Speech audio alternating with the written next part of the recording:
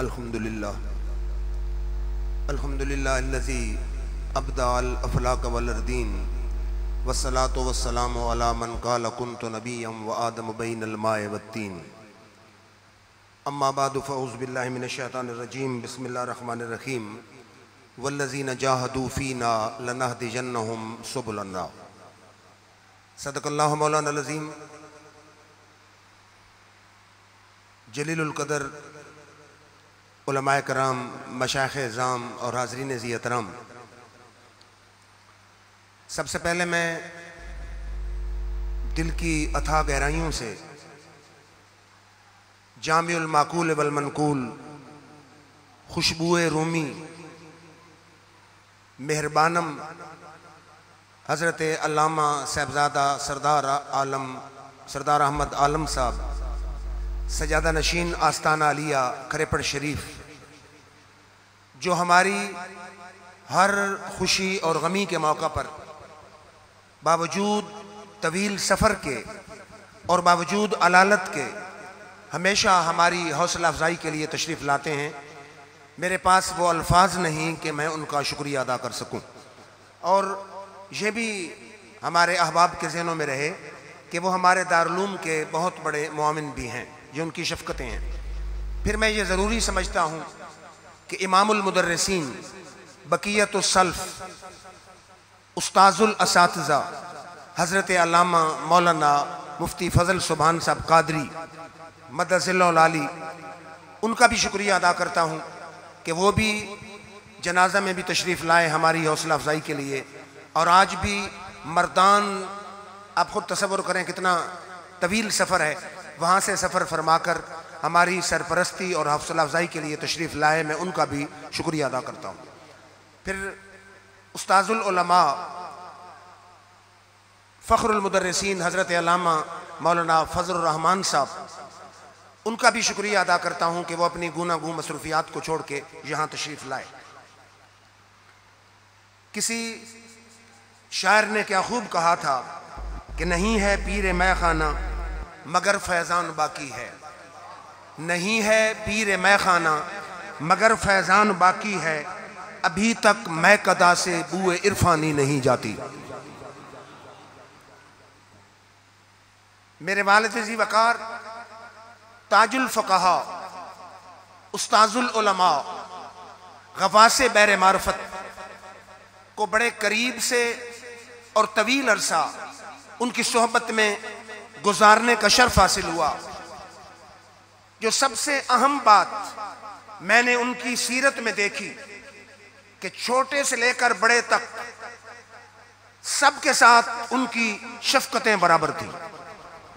मैंने इन गुनहगार आंखों से 13-14 साल के लड़के उनके फैज़ दरबारे गौहरबार में उनकी सोहबत में अक्सर बैठे देखे। आप उन पे भी शफ़क़त फरमा रहे थे। और मैंने 80 साल के बूढ़ों को भी उनके पास बैठे हुए देखा, आप उन पर भी शफ़क़त और मोहब्बत का इज़हार फरमाते थे। और फिर खुल्क़े अज़ीम और अखलाक़े आलिया की मेराज थी कि इतने बहुत बड़े आलिम, बहुत बड़े मुफ्ती, बहुत बड़े वली कामिल, हजारों दिलों की धड़कन, हजारों मुरीदीन को राह हिदायत दिखाने वाले हैं, और उधर एक अनपढ़ जाहिल मर्द आता है, घंटों घंटों अपना दर्द दिल सुनाता है, कभी उन्होंने उकताहट का इजहार नहीं किया। वो खुद तंग होके चला जाता, ये कभी ये न कहते कि अब तो बस करो, अब तो चले जाओ। और मैंने अनपढ़ औरतें देखी हैं कि कई कई घंटे अपना दर्द दिल सुनाती थी, 6-6, 8-8, 10-10 तावीज़ की अर्ज करती थी। कब आप खंदा पेशानी से उनकी भी दिलजोई फरमाते रहते थे। और फिर मैंने उनकी जिंदगी को इस जाविये से भी देखा कि कभी मुझे याद नहीं अपनी जिंदगी में कि उन्होंने दारुल की, अपनी जात तो दूर की बात है, दारुल के लिए भी किसी भी अमीर आदमी से मैंने आज तक नहीं देखा कि कभी उन्होंने रिक्वेस्ट की हो कि मदरसे का साथ उनको।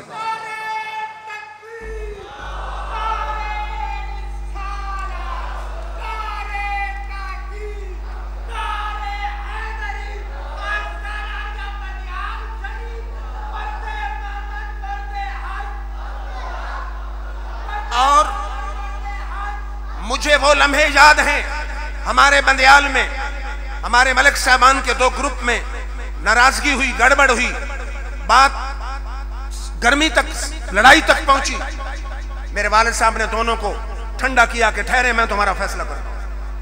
कमीशन लेने न लेने का मसला था। 25,000 माहवार वो कमीशन था। वालिद साहब ने कहा कि शौकत खानम हॉस्पिटल को दे दो। उन्होंने कहा हम अपने दारुलूम को क्यों ना दूं? वालिद साहब ने कहा नहीं, दारुलूम के लिए नहीं चाहिए।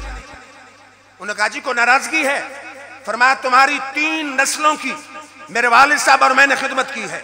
मेरे वालिद साहब ने बिला तमा खिदमत की है, मैंने सारी जिंदगी बिला तमा, बिला लालच, बिला मकसद तुम्हारी खिदमत की है। तुम दोगे मदरसा को, तुम्हारे ज़हन में ख्याल आएगा हम उस्तादुल उलमा की खिदमत कर रहे हैं, लिहाजा मदरसा के लिए भी हमें नहीं चाहिए। फिर वो अहले सुन्नत के नजरियात पर, इमाम अहमद रजा फाजिल बरेली के नजरियात पर बड़ी सख्ती से कायम थे और डंके की चोट अहले सुन्नत का नजरिया बयान किया करते थे। लेकिन मेरी गुनहगार आंखों ने वो लम्हा भी देखा कि बंदियाल के दूसरे मसलक के मौलवी साहब एक दिन आ गए। उन्होंने कहा हजरत मेरे मुतल्लिकीन हैं, उनका आपके मुतल्लिकीन से कोई इज्जत का मामला है। वो तिलोकर थे, ये भट्टी थे, आप सुलह करवा दें। कोई और होता कहता आए किस लिए हो, लेकिन उनका अखलाक देखिए, अपनों के साथ नहीं बेगानों के साथ। उस भट्टी को बुलाया, उसको कहा कि मौलाना साहब दूसरे मसलक के आए हैं, मेरे पास चल के आए हैं, सुलह करनी है। उसने कहा रिश्ते कितने दिलवाएंगे? मेरे वालिद जी वकार ने कहा कि रिश्तों की वैल्यू है और मेरी रिक्वेस्ट की कोई वैल्यू नहीं। वो भी आपका अकीदतमंद था, मैं उसकी अजमत को भी सलाम कहता हूं। उसने कहा आप चल के मेरे घर आ जाएं, हमारी सुलह ही सुलह है। फिर मुझे वो लम्हा भी याद है कि हमारे एक जमींदार ने, बहादुर सीलू था, उसने उस मौलाना साहब का पानी बंद कर लिया खेतों का। फिर मौलाना साहब ने आदमी भेजा कि हमारी खेतियां सूख गई हैं, आपके सिवा हमें कोई नजर नहीं आता। आपने उसको बुला के कहा कि अगरचे अकीदे में हमारा इख्तिलाफ है, लेकिन उसने रिक्वेस्ट की है मौलाना साहब के पानी को जारी कर दो। इश्क रसूल तो उनकी रग रग में बसा हुआ था। तकरीर जब शुरू फरमाते, उधर जब आका नामदार मदनी ताजदार का जिक्र आता, आंखों से आंसुओं की लड़ी लग जाती। फिर आला हजरत फाजिल बरेली के अशार और हंसे जमा पीर मेरे अली के अशार पढ़ते पढ़ते खुद भी अब उन पर भी वजदानी कैफियत तारी हो जाती और सामीन पर भी वजदानी कैफियत तारी हो जाती। और सारी जिंदगी उस मर्द कलंदर का मौजू इश्क मुस्तफा, मोहब्बत मुस्तफा, ताजीम मुस्तफा, अजमत मुस्तफा, जिक्र मुस्तफा, हर मौजू घूमते ही कमली वाले आका के इर्द गिर्द था। और मुझे याद है जुलूस में मेरी तकरीर होती और वो सदारत फरमा रहे होते, तो थोड़ी देर के बाद शौक और वजद की कैफियत तारी हो जाती है। मैंने कहा जी आप बैठते हैं तो करते क्या हैं? फरमाने लगे जब मैं बैठता हूं मैं आका नामदार मदनी ताजदार के रोजा की सुनहरी जालियों को तसव्वुर करता हूं। और मुझे फरमाया जब भी तकरीर शुरू करने लगो आका की जात पे दरूद पढ़ने के बाद कहा करो कि या अल्लाह मैं ये दरूद आका की बारगाह में तोहफा पेश कर रहा हूं।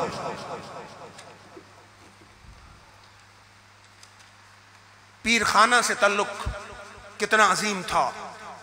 पहले भी बताया कि पीर तरीकत रहबर शरीयत हज़रत ख्वाजा गुलाम मईउद्दीन गोलड़वी अल मारूफ बाबूजी रहमतुल्लाह अलैह ने पहली ही मुलाकात में बैत भी फरमा लिया और खिलाफत भी अता फरमा दी।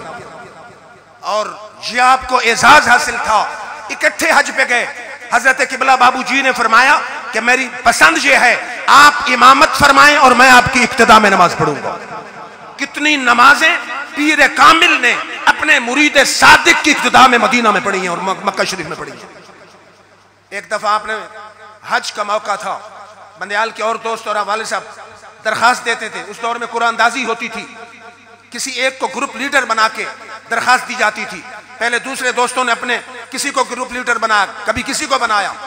आखिरी दफा उन्होंने ताजुल फुकहा को ग्रुप लीडर बना के दरख्वास्त दी। आपने बाबूजी रहमतुल्लाह अलैह की खिदमत में अरीजा लिखा, इस दफा मुझे ग्रुप लीडर बनाया गया है, आप दुआ फरमाएं। बाबूजी साहब ने फरमाया दुआ ही दुआ, इस साल इंशाल्लाह जो है ना हज की ये जरूर सादत आपको मिलेगी। और ख्वाब आपने देखा कि कोई मशरूब पिलाया जा रहा है और जो ही वो साकी आपके सामने आया आपकी आंख खुल गई। आपने किबला बाबूजी को खत लिखा, किस तरह मशरूब चल रहा था, आपकी महफिल से जी थी, मुख्तलिफ उलमा और मशाइख को पिलाया गया। जब मेरी बारी आई तो मेरी आंख खुल गई।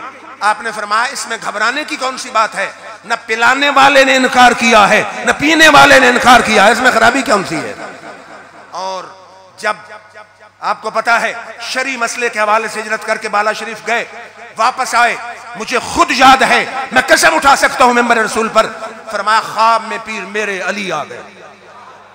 कौन से जमा आए, मेरे कांधे पे हाथ रखा कि अपने मौके पे डटे रहना, इंशाअल्लाह फतह तेरे कदम चूमेगी।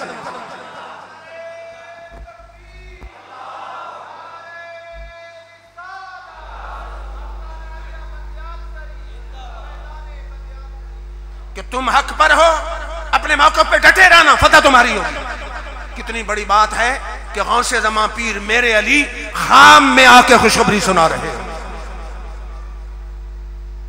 फिर तवज्जो फरमाइए, मदरसा 2002 में उन्होंने मुझे कहा कि अब तुम भाई चलाओ।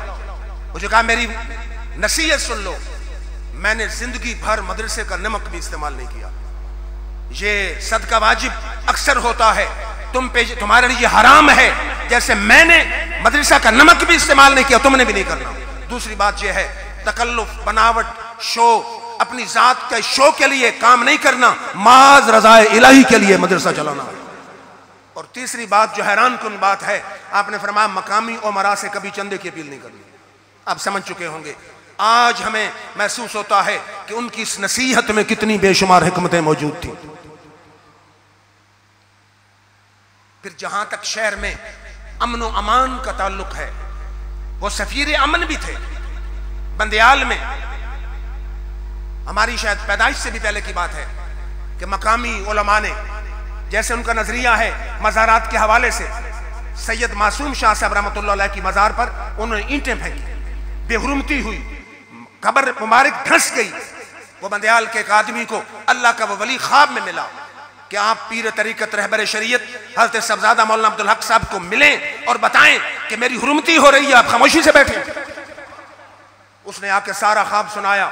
अगले जुमा पर आपने खिताब फरमाया, आपने फरमाया ओ दोस्तों, वो वली न सही, गौस न सही, कुतुब न सही, सैयद न सही, मुसलमान तो है। इस्लाम क्या कहता है, मुसलमानों की कब्रों की बेहुरमती की जाए। जब आपने खिताब फरमाया, यहाँ के एक मलिक साहब, अल्लाह उसकी कब्र पे हजारों रहमतें करे, खड़े हो गए। उसने कहा जनाब इजाजत हो, उस मसलक के एक एक बंदे की कब्र में उखेड़ूंगा, मुर्दे को बाहर निकाल दूंगा, उन्हें पता चले कि अहले सुन्नत में कितनी ताकत मौजूद है। अब कोई और होता, कहता ठीक है, आपने फरमाया नहीं मलिक साहब आपका शुक्रिया, लेकिन हम कभी खिलाफे कानून नहीं करेंगे। शरीयत ये नहीं कहती, उन्हें इजाजत नहीं देती तो हमें भी नहीं देती कि मुसलमानों की कब्रों को खेड़ा जाए। उसने कहा जी हुक्म क्या है। फरमाया डीपीओ से मिलो और मुजरमों को करार वाकई सजा दिलवाओ, मैं ये चाहता हूं, कानून का दामन हाथ में रखो और उनको सजा दिलाओ। चुनाचे डीपीओ साहब आए, जब उन्होंने मजार का मुशाहिदा किया रोने लगे। उन्होंने कहा ये काम भी किसी मुसलमान का हो सकता है कि मजार की बेहुरमती हुई। उन मुल्लाओं ने कस्में उठा के जान छुड़ाई और उनके जो तालिब इल्म थे, जो बेहुरमती करने वाले थे, उनको 6-6 महीने सजा हो गई, जेल काटनी पड़ी। फिर कैदाबाद में एक दफा एक मिर्जई को मुसलमानों के कब्रिस्तान में दफन किया गया। कैदाबाद के अहले मोहब्बत, अहले सुन्नत, उनका अपना एक अंदाज है। दिन में दफन किया, रात को उन्होंने कब्र से बाहर लाश निकाल दी, फिर दफन किया, फिर निकाल दी, फिर दफन किया, फिर निकाल दी। जब हालात ज्यादा कशीदा हुए, अवाम और पुलिस में तसादम होने लगा, उन्होंने मेरे वालिद जी वकार को बुलाया, आप पहुंच गए। उसने डीपीओ साहब ने कहा जी ये भी कोई तरीका है, जिंदगी में इकट्ठे रहते हैं, मरने के बाद इकट्ठे नहीं रह सकते। ताजुल फुकहा ने फरमाया कि मुसलमानों के कब्रिस्तान पर अल्लाह की रहमतों का नज़ूल होता है और वो मुर्तदीन हैं, उनकी कब्रों पर अल्लाह की लानत और अजाब होता है। हम मुसलमान अपनी कब्रों के साथ उनकी कब्रें गवारा नहीं करते। उसने कहा जी कोई हल? आपने फरमाया अलग जगह मिर्ज़इयों के कब्रिस्तान के लिए मुख्तस कर दी जाए, मुसलमानों का कब्रिस्तान अलग होना चाहिए, उन गैर मुस्लिमों का अलग होना चाहिए। डीपीओ साहब भी सलाम अकीदत पेश करके जाने जा रहे थे। फिर तवज्जो फरमाइए कि औलियाए कराम की शफकतें उस मर्द कलंदर पर कितनी थी।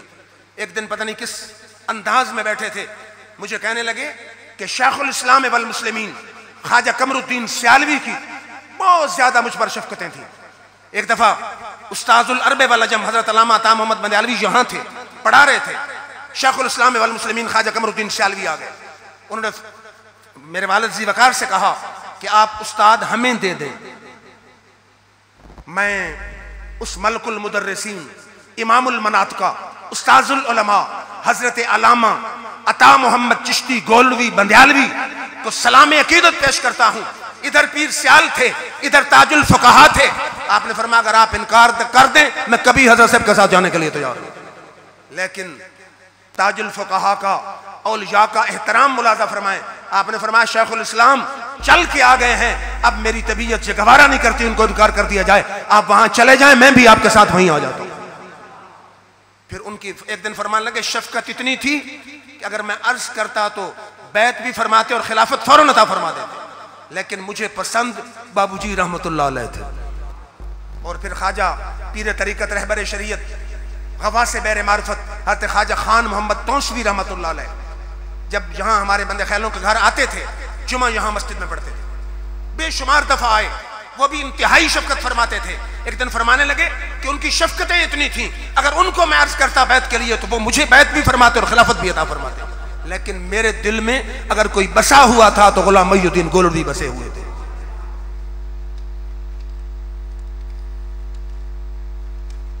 फिर मैं बंदयाल वाले तो जानते हैं उलमा मशाइख जो दूर से तशरीफ लाए हैं, जो उनकी एक खास खसूसियत थी जो किसी पीर और आलिम में मुझे नजर नहीं आती। वो क्या थी? बंदयाल का एक मखसूस कल्चर है जहां अलग अलग फैमिलीज हैं, कबाइल कबीले समझे, बात बात पर लड़ाई होती है, कत्लेआम होता है, चाहे हो उमरा चाहे हो गुरबा। तो मुझे वो लम्हे याद हैं कि एक ठेठिया फैमिली है जहां और एक मोहम्मद खैल फैमिली है। मोहम्मद खैल फैमिली का कत्ल हो गया और अड्डा के करीब उनको किसी ने कहा कि आपके कातिल तो ठेठिया फैमिली वाले हैं, फलां ठेठिया है। उनका 200 आदमी मुसल्ला होकर इनके घर आने लगा। ये सारे के सारे ठेठी हजरात मस्जिद और मस्जिद के कमरों में बैठ गए। ताजुल फुक़हा मदरसा में आए, पता चला इस तरह झगड़ा है, आप चल पड़े। जब इस टोभा के करीब पहुंचे 200 बंदा मोहम्मद खैल फैमिली का मुसल्ला आ रहा था। आपने फरमाया भाई ठहरो, मैं बंदयाल के उन गजूर सुनियों की अजमतों को सलाम कहता हूं जो गुस्से में आग बगोला थे, अपने कत्ल का इंतकाम लेना चाहते थे, लेकिन उस्ताजुल उलमा के चेहरे की चमक देखकर फरमाया हुजूर जैसे आप कहेंगे वैसे हम करेंगे।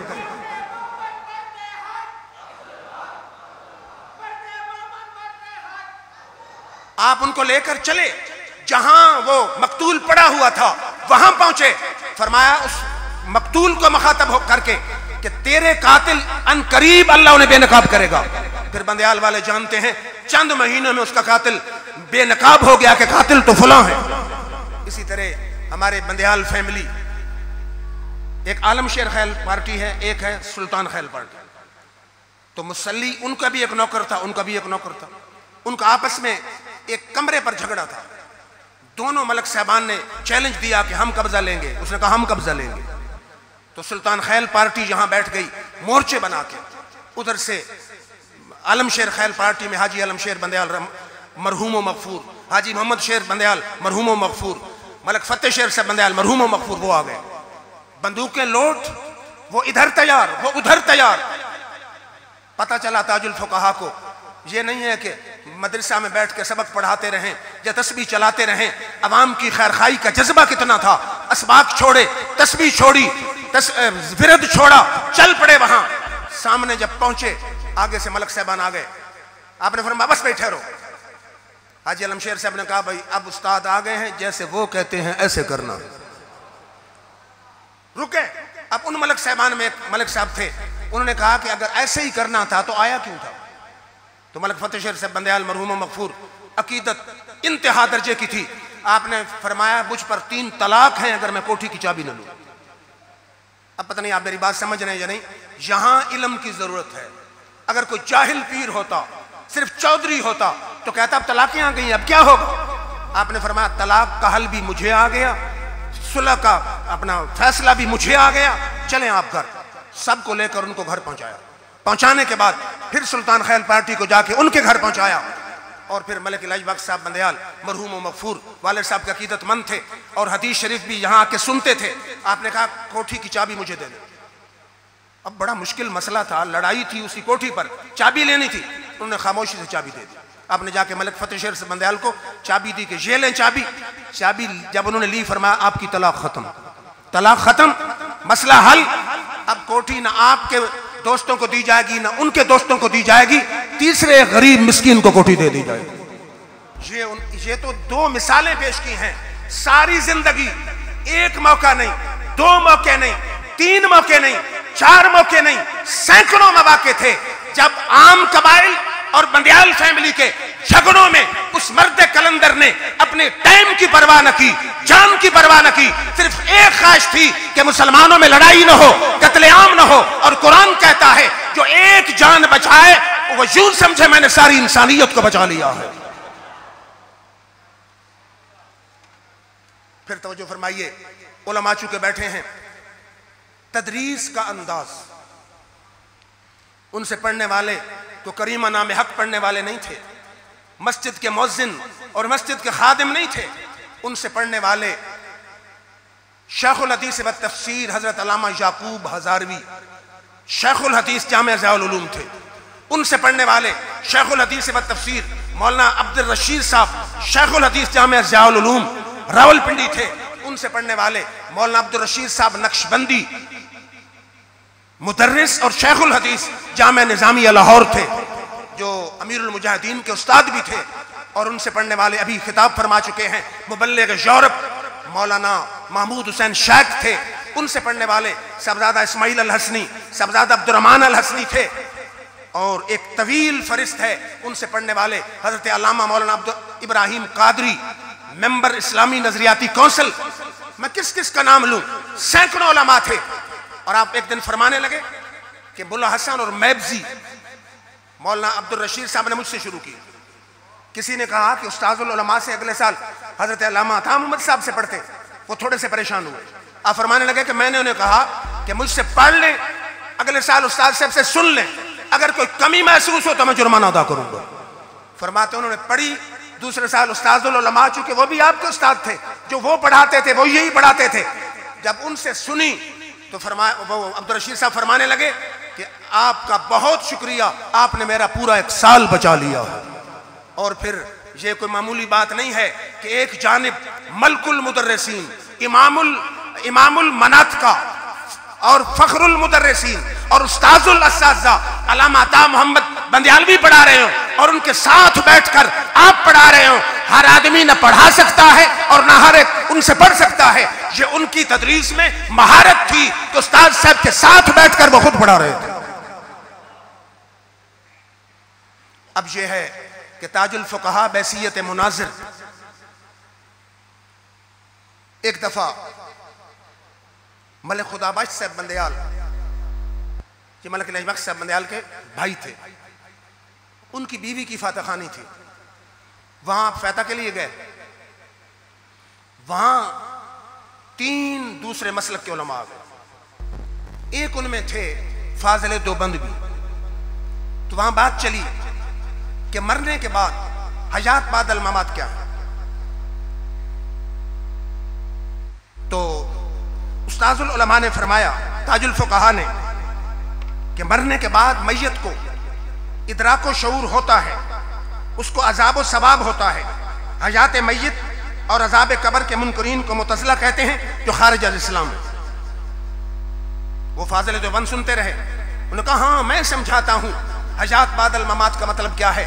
शहीद होने वालों की रूहें सब परिंदों के पेट में होती हैं, जो जन्नत में फिरते रहते हैं, मेवे खाते रहते हैं। ये मतलब है हयात बादल ममात का।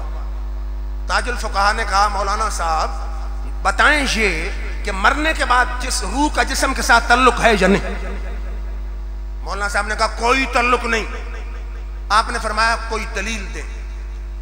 अब मौलाना साहब ने कुरान की आयत पढ़ी, अल्लाहु यतवफ़्फ़ल अनफुसहीन मौतिहा वल्लती लम तमुत फी मनामिहा व युमसिकुल्लती कदा अलैहल मौत व युरसिलुल उखरा इला अजलिन मुसम्मा। आपने फरमाया इसका मतलब तो ये है कि नींद में भी रूह निकल जाती है, मौत में भी रूह निकलती है, लेकिन नींद के बाद रूह लौटा दी जाती है, लेकिन मौत में जो रूह निकाली जाती है लौटाई नहीं जाती। इसमें किस लफ्ज का मायना है कि रूह का जिस्म के साथ तल्लुक नहीं? मौलवी साहब कहने लगे गौर करें, गौर करें। आपने फरमाया गौर तो वाज़ेह है, इसमें गौर की क्या बात है? किस लफ्ज का मायना है कि मरने के बाद रूह का जिस्म के साथ तल्लुक नहीं? मौलवी साहब लाजवाब और खामोश हुए। अब ताजुल फुक़हा ने फरमाया कि बुखारी की हदीस है, इन्नल मय्यता यस्माउ करा नियालिहिम, कि मैयत दफन करने वालों के जूतों की आहट भी सुनता है। उसने कहा इसका मतलब है कि जूतों की आहट शुरू होती है, उधर अजाब शुरू हो जाता है। आपने फरमाया अजाब किस लफ्ज का माना है? इन्ना का माना यकीनन, यस्माउ का माना सुनता है, मैयत का माना मुर्दा, करा का माना आहट, नियाल का माना जूते, अजाब किस लफ्ज का माना है? मौलवी साहब लाजवाब हुए, कोई बात ना आई। फिर आपने फरमाया, तफसीर खाजिन में साहिब तफसीर खाजिन ने एक हदीस लिखी है कि मेरे आका कब्र पे गए, आपने सलाम किया, आपने फरमाया क़यामत तक जो आदमी भी इस कब्र पे सलाम करेगा वो उसका जवाब देगा। मौलवी साहब से इतना बन पड़ा कि हदीस दिखाएंगे, फरमाया हाँ मैं खाजिन दिखाऊंगा। फिर आपने फरमाया मौलवी साहब सुनो, इहयाउल उलूम में इमाम गजाली ने तीन बातें की हैं। फरमाते हैं कि रूह के मुतल्लिक 3 किस्म की हदीसें आती हैं। पहली हदीस ये है कि बख्शे हुए लोगों की रूह 7 आसमानों से ऊपर सिज्जीन आला इल्लीशीन में होती है, गुनाहगारों की रूह सिज्जीन 7 जमीनों से नीचे होती है, शहीदों की रूह सब्ज किस्म के परिंदों के पेट में होती है जो जन्नत में उड़ते हैं, अर्श के साथ वो अल्लाह के दिलों में आराम करते हैं। तीसरी हदीस है कि मैयत की रूह कब्र के ऊपर होती है। और इमाम गजाली फरमाते हैं रूह चाहे आला इल्लीशीन में हो, चाहे सिज्जीन में हो, चाहे कब्र के ऊपर हो, चाहे सब्ज परिंदों के पेट में हो, उसका अपने जिस्म के साथ तल्लुक होता है। और तल्लुक कैसे? ज़ौहू का ज़ौ शम्स, जैसे सूरज का हमारे साथ तल्लुक है, उस रूह का भी जिस्म के साथ तल्लुक होता है। अब उसने कहा कि इहयाउल उलूम तो हमारे घर भी है। आपने फरमाया तुम वही ले आओ, मैं उसी से दिखा देता हूं। फिर तवज्जो फरमाइए, फिर ताजुल फुक़हा ने फरमाया कि तिर्मिज़ी की हदीस है कि हुजूर ने फरमाया जब कब्रिस्तान में जाओ तो कहो अस्सलामु अलैकुम या अहलल कुबूर। कुम ज़मीर मुखातब है, या हरफ निदा है। जब कोई मुखातब है ही नहीं तो सलाम किसको किया जा रहा है? मौलवी साहब ने कहा बड़ी अजीब मज़ा का खेज बात है। उसने कहा हुजूर कब्रिस्तान में जाते थे, कहते थे अस्सलामु अलैकुम और इशारा करते थे आसमान की तरफ, रूह की तरफ। आपने फरमाया मौलवी साहब हदीस में तहरीफ न करो, किसी ज़ईफ हदीस में दिखा दो कि हुजूर कब्रिस्तान में जाके उंगली आसमान की तरफ करते थे, तुम जीते मैं हारा। मौलवी साहब कहाँ दिखा सकते थे? आपने फरमाया फिर अगर उंगली आसमान की तरफ करनी थी मुर्दे को सलाम करते वक्त, तो फिर कब्रिस्तान में आने की क्या जरूरत थी? घर से ही उंगली आसमान की तरफ सलाम कर देते। मौलवी साहब फिर लाजवाब। फिर आपने फरमाया कलीब बदर वाली हदीस पेश की कि बदर के जंग के खात्मे पर मेरे आका ने 70 कुफार की लाशों को कुएं में डलवाया और कुएं के मुंह पे खड़े होकर मेरे आका ने फरमाया हल वजदतुम मा वादा रब्बुकुम हक्का, अल्लाह का वादा सही पाया? तो एक सहाबी ने कहा हुजूर आप मुर्दों से बात करते हैं? तो मेरे आका ने फरमाया मा अंतुम बेअस्मा मिनकुम वलाकिन ला यजीबून, जो तुमसे बेहतर सुनते हैं लेकिन जवाब नहीं देते। मौलवी साहब ने कहा कि हजरत कतादा साहबी कहते हैं कुफार को जिंदा किया गया। आपने फरमाया मौलवी साहब शेख मुहक्किक शेख अब्दुल हक मोहतसिब देहलवी ने तहकीक की है और उन्होंने साबित किया है अगरचे मौरिद खास है लेकिन हुक्म आम है, इससे तमाम मुर्दों का समा साबित होता है। जब मौलवी साहब लाजवाब हुए, बंदयाल के पुराने लोग जानते हैं, उन्होंने कहा मत मेरे नाल गुट्टी नप गिनो। नहीं समझी तो आपने बात? हाँ मैं मेरे साथ बाजू पकड़ लें। तो फिर बड़े अपना बाद में इनकार करते थे, उन्होंने ऐसा नहीं कहा। तो जहां भी वो मर्द कलंदर गया, मुनाजरे की फील्ड हो, खिताबत की फील्ड हो, तदरीस की फील्ड हो, अल्लाह ताला ने उनको अजीम मकाम अता फरमाया था। और फिर मैं आखिर में जरूर कहूंगा उलाइका आबाई फजेनी बेमिस्लिहिम, ये मेरे आबा अजदाद हैं, इनकी मिसाल लाइए। इज़ा जमाअतना या जरीर अल मजामिउ, क्या मुखालफिन जमा हो जाओ, हमारे अकाबिर में से किसी एक की मिसाल तो लेकर आओ। तो मैं इन्हीं अल्फाज पे इख्तिताम करूंगा और मैं शुक्रिया अदा करता हूं खुर्शीद मिल्लत बंदयाल के, बल्कि इस सारे इलाके के अवाम के दिलों की धड़कन, पाकिस्तान में एक खिताबत की दुनिया का चमकता हुआ सितारा, जो हमारी रिक्वेस्ट पे रबीउल अव्वल शरीफ के खिताबात छोड़ के यहां तशरीफ लाए। मैं लेट टाइम देने पर माजरत खा हूं और उनका शुक्रिया अदा करता हूं कि आप सारे प्रोग्राम छोड़ के यहां तशरीफ लाए। उनसे गुजारिश करूंगा कि काफी टाइम है, असर की अजान तो 4:30 होती है, कि सारे दीवाने बैठे हैं, कम से कम आप आधा घंटा इन आशिकाने मुस्तफा को यूं शराबे इश्क अहमद पिलाएं कि सारे समझें हम तो मदीना सब्ज़ गुंबद की जालियों के सामने। व आखिर दावाना अल्हम्दुलिल्लाहि रब्बिल आलमीन।